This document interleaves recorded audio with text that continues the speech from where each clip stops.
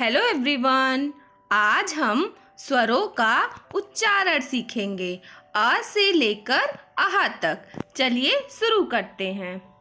अ, आ, इ,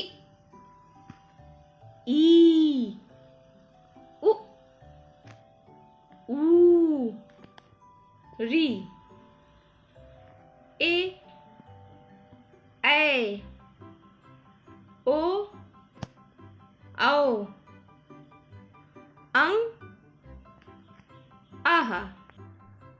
अब हम स्वरों का उच्चारण चित्र के साथ करेंगे। अ से अनार। आ से आम। ई से इमली।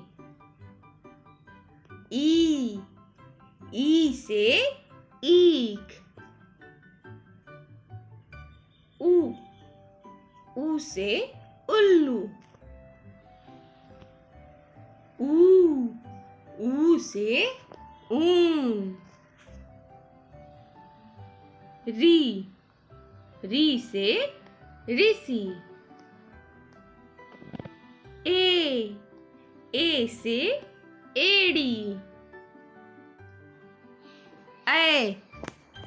ऐ से ऐनक। ओ से उखली। औ से औरत। अंग से अंगूर। आह खाली।